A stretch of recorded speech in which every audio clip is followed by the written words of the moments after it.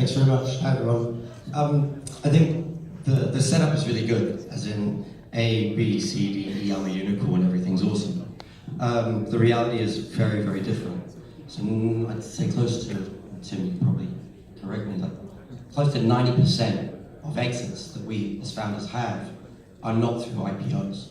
They're through M&A and trade sales.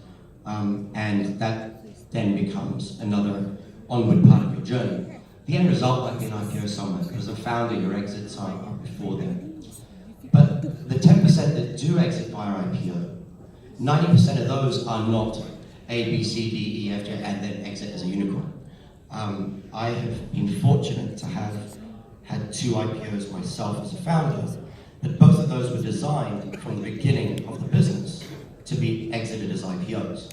So we designed the business pretty much from early on to say the best way that we can raise money for this business and the best way for this business is to scale is to design this with the IPO exit in mind. And that then influenced who we brought on board as angels, as the initial funds, and getting there. Bear in mind, the exits are much smaller. We're listing on smaller boards, on smaller exchanges, and we can hear more about the listing in Japan there for lower level requirements. But it's a very different lens or perspective the way you cut it. So I think it's a little bit more complex than, oh, IPO, I've got $1 billion. Even if you look at any stock exchange, you will have more information. The majority of the companies that are listed that sit there, their market cap isn't $36 trillion. Their market cap's in the hundreds of millions. And so that's where we're sitting in terms of what you're aiming for most of the time.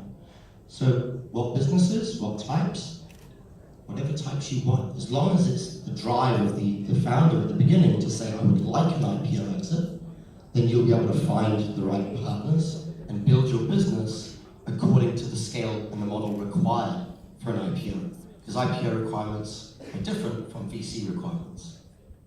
I hope that makes some sense. Thank you for that, and I think you did a really good handoff to Tomo here to kind of maybe follow on with that.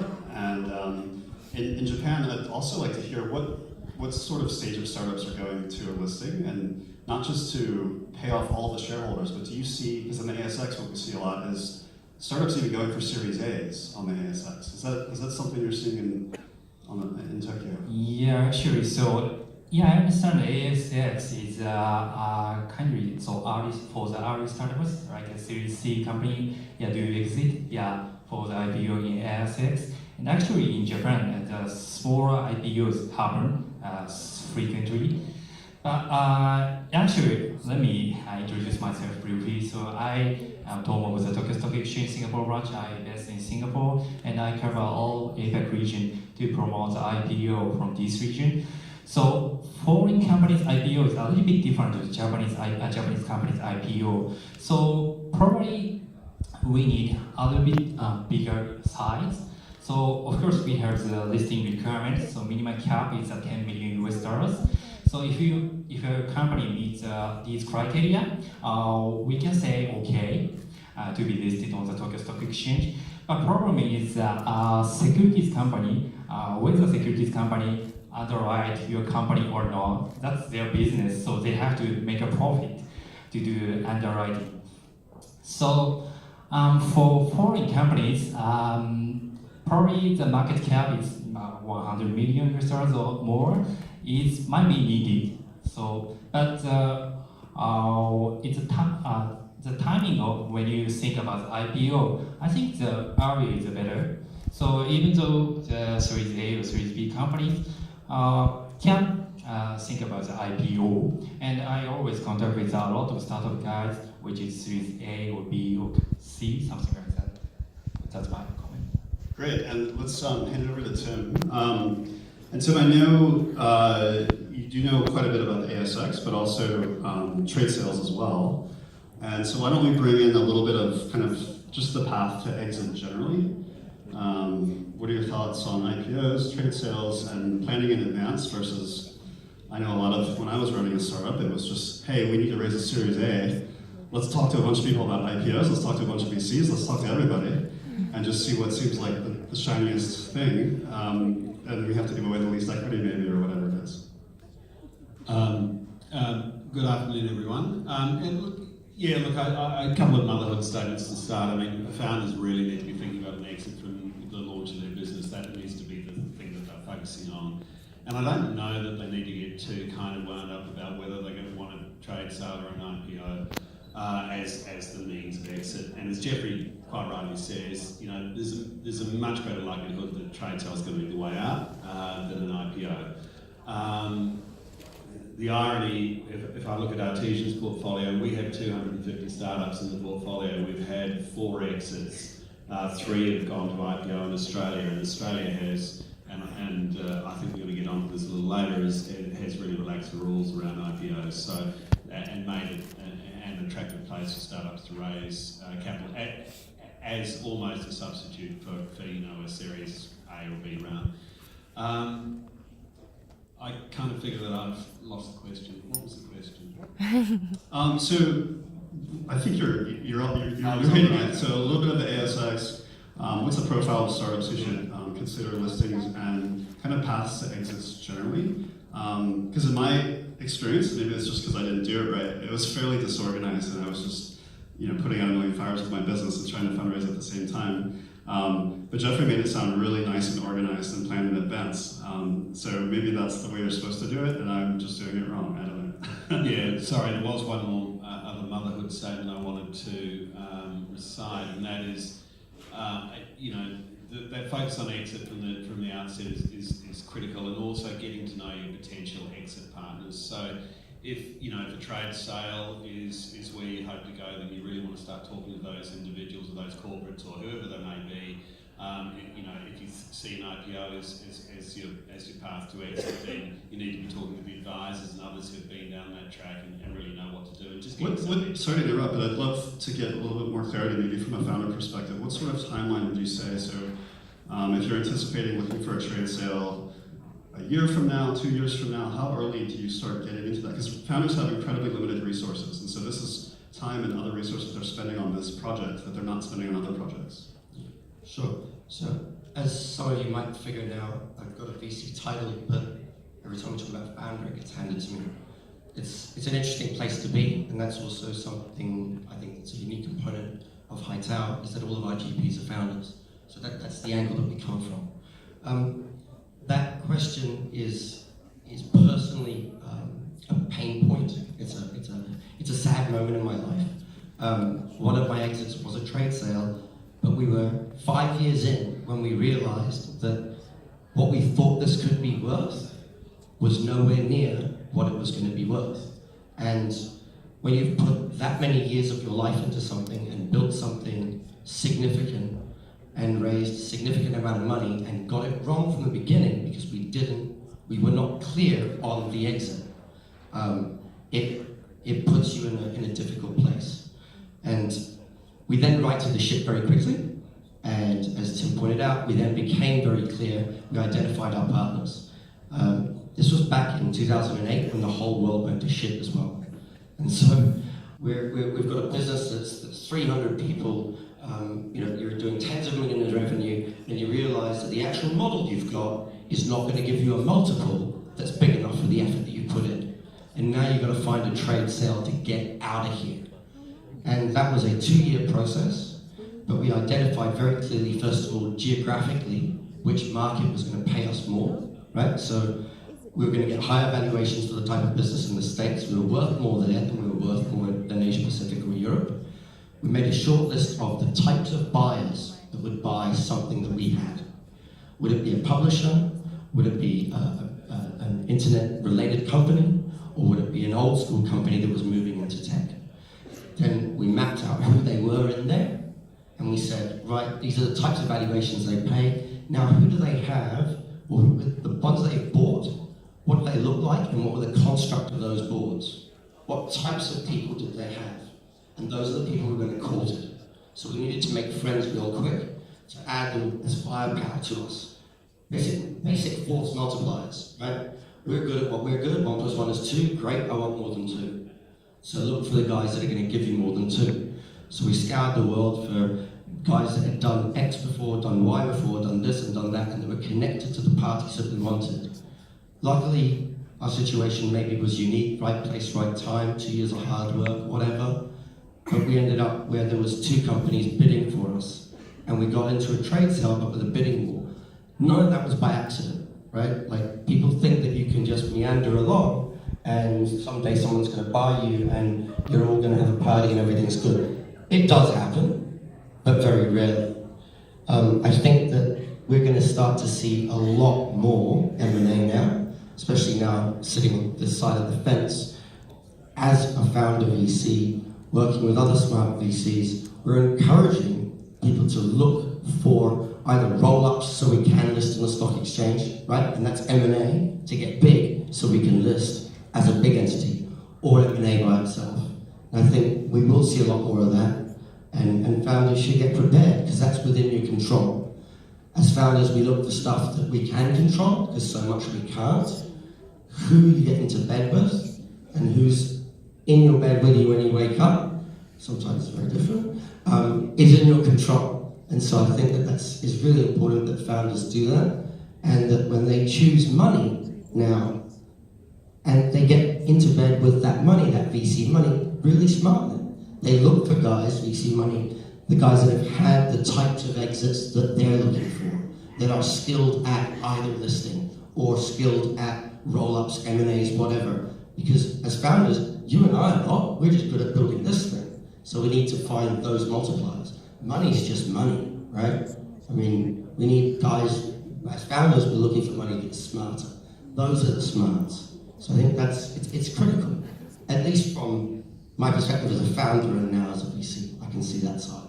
Yeah, and I think so something that resonated with kind of the language you used was the relationship language. So when you're getting into these relationships with investors, even some customers, but potentially like with tie-ups and M&As as well, it's very much like a relationship, and these relationships can last for many, many years. And so you don't want to make short-sighted decisions around, hey, this guy's giving me a little bit more money, or this guy's giving me a little bit higher valuation. You really need to take a step back and say, what's the full picture look like?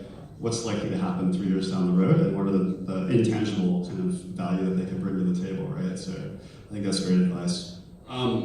Tomo, you mentioned that you're looking for startups to kind of bring back and interact with the Tokyo Stock Exchange.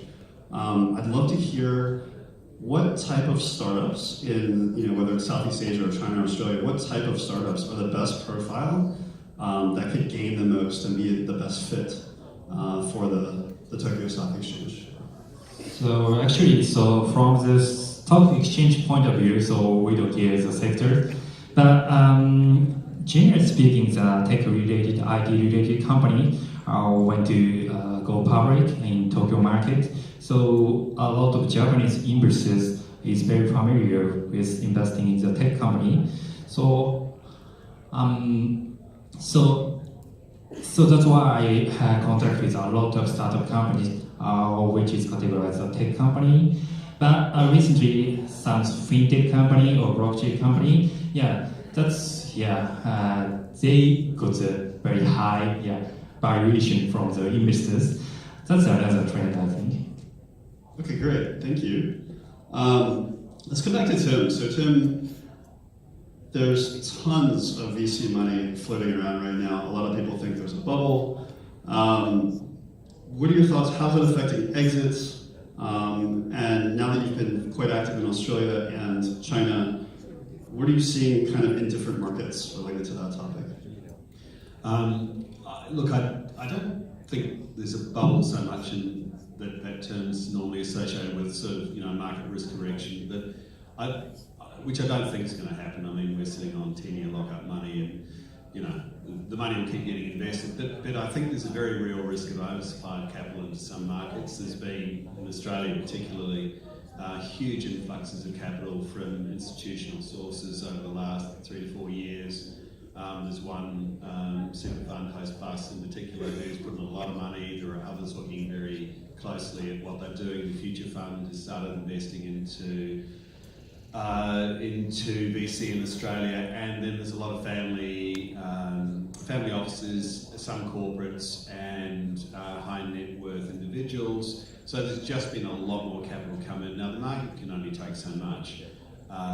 So I think there is a risk of flattened returns. There's a lot of new managers in there who really haven't got a lot of funds management experience. They've got some good ideas and they've got money to invest. So I think we're going to have to be very careful in Australia at least that there's not just some fairly disappointing returns over the next 10, 15 years. So I think that's potentially an issue.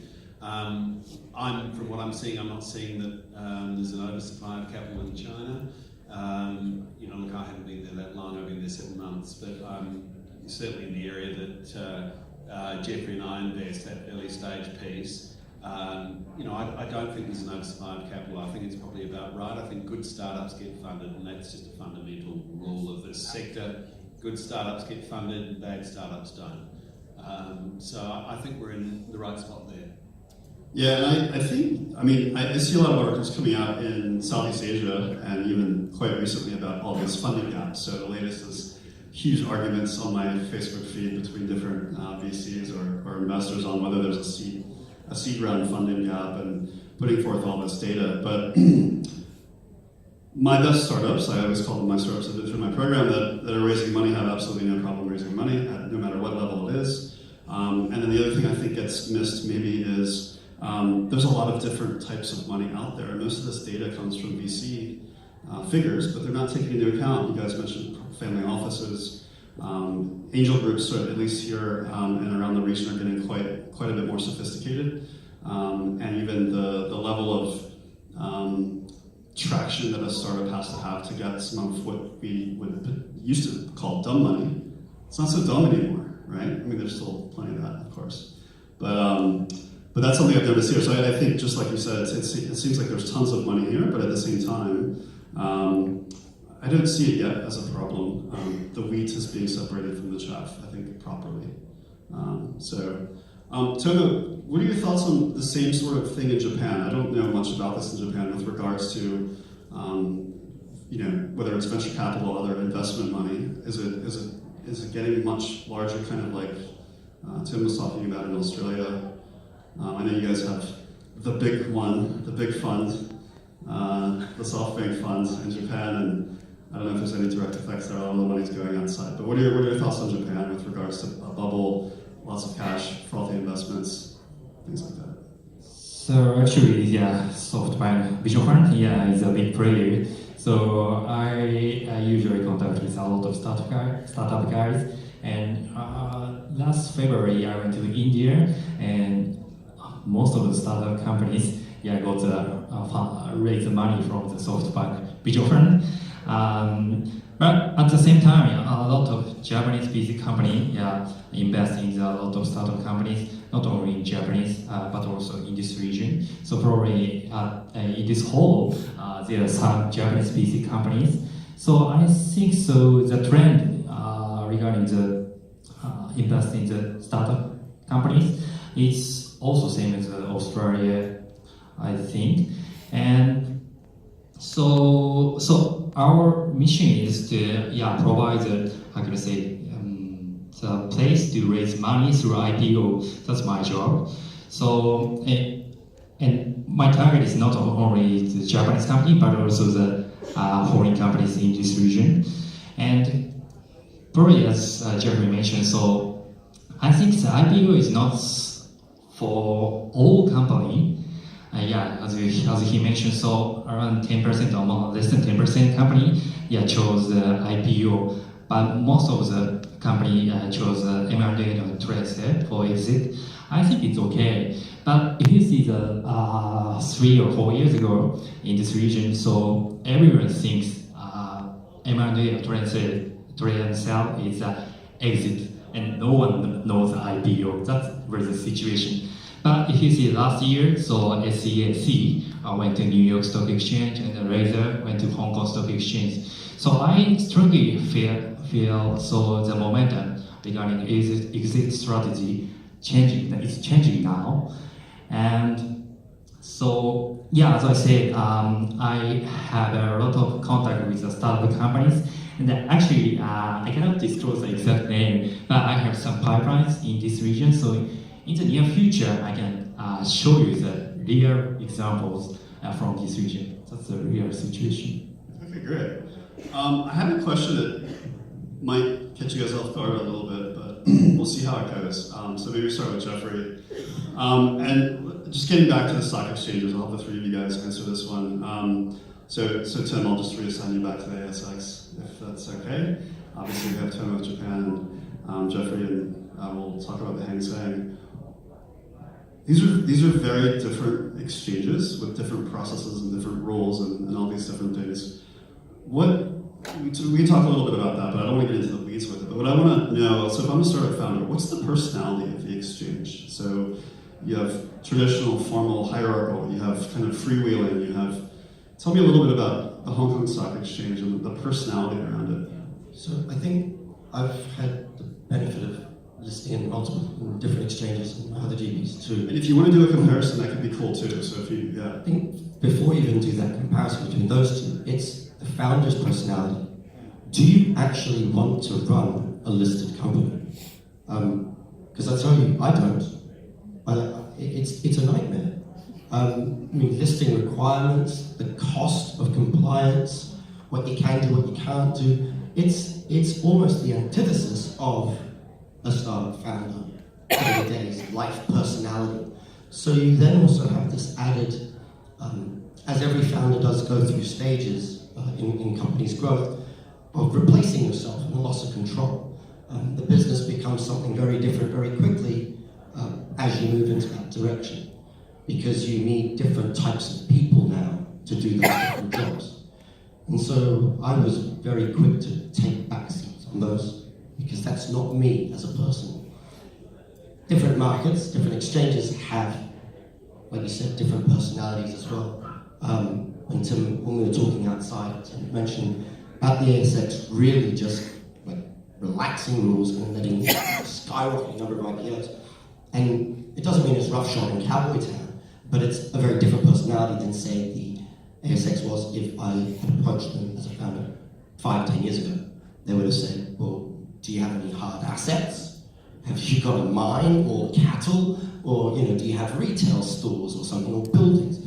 And so it's that whole dynamic. I think where we're going, as Tommy said, it's like we had this dearth of IPOs and huge private capital, and then we have massive valuations on private capital, which then can't list because they're too big. And so now we're swinging back to, shit, we better release the brakes and let these young guys come in and access this market, or access this money. And so I think we'll just start to see this. In some places we'll get it right, some places we won't get it right. Again, it's a very different kettle of fish, the whole public market. And then the individual geographic or exchanges you list on are very different as well. And it's a case of, caveat emptor. Founders need to be clear about what they want and need to understand what it is you're going after. And if that is actually what you're supposed to be doing and what fits you, it doesn't, and you still want to do it, step aside and find someone else that's better than you that can do it for you.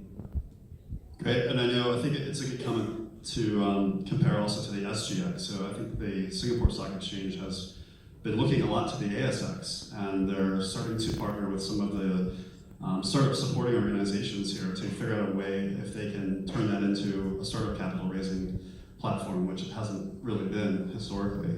So we'll see if that, and that happens here with a lot of initiatives with the government. They might go way over here and then they have to pull it back later. So we'll see how it goes. But so Tom, tell us a little bit more about the personality of the Tokyo Stock Exchange.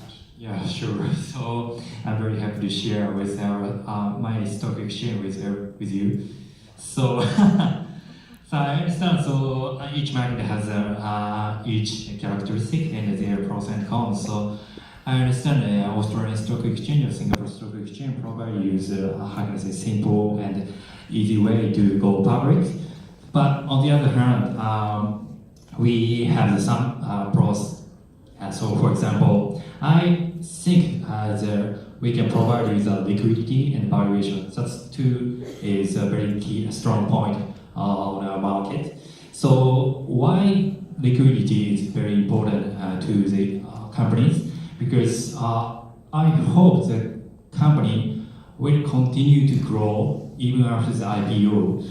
In that case, probably you will do the second offering after the IPO. And in this situation, so liquidity is very important. So I understand Australia, Singapore, there's not so much liquidity, so that might be a problem for you. So, but on the other hand, Tokyo Stock Exchange provides you the opportunity to get enough liquidity to the second offering. And if you see the valuation last year, so a lot of startup company got the successful IPO with a high valuation. That's the situation.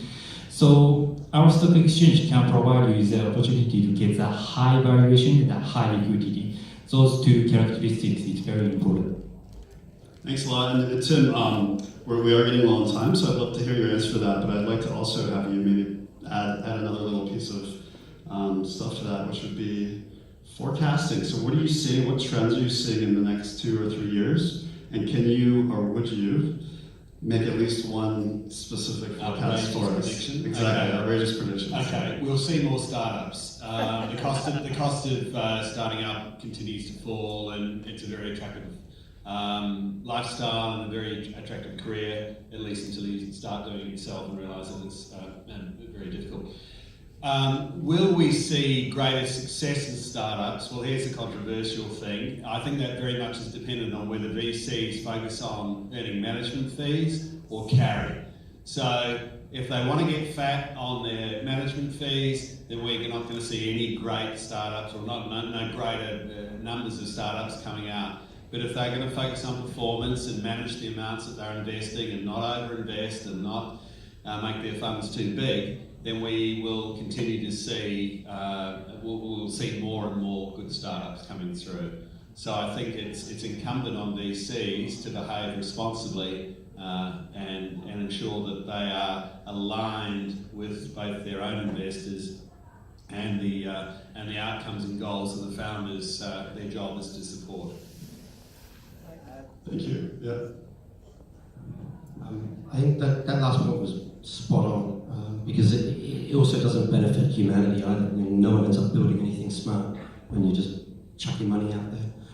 But something that we haven't talked at all about, and we're at the end of the session, unless you guys are willing to give us a little bit more time, is from a liquidity and an exit point of view, is this kind of reverse version of IPO, which are ICOs and STOs and that whole blockchain world. Is that still going on? I thought that was over. No, this is the thing, right? It's not over at all, because it's exactly the same. Where there's crap, there's crap. Where there's good things, there's good things. And the good things will always find their money. It just will. Even, we have two funds in Hightower. One is a blockchain specific fund, and the other is a general early stage fund. I'd say right now, 60% of all of our early stage portfolio, which is close to 40 investments, 60% of them right now are rebuilding their kit on blockchain.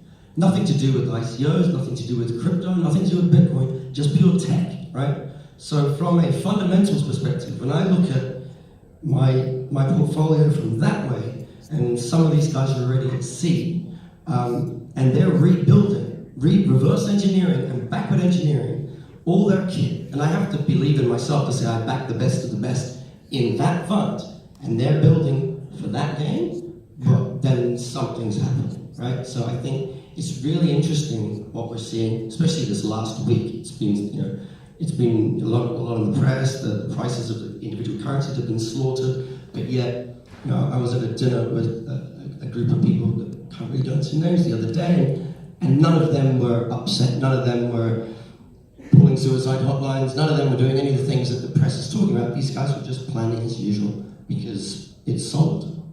It's pretty straightforward, and I think those are really important. That's a really important area to understand. My only other prediction is something that I predicted incorrectly 2 years ago. It was a little bit too early. Is this move of money from the outside, from the West, to China? It has been massive in the last 11 months, the level of interest from the States, from Southeast Asia, from Europe, of how do I invest in startups in China? How do I get access to this? And I don't think that we're going to stop seeing that trend continue.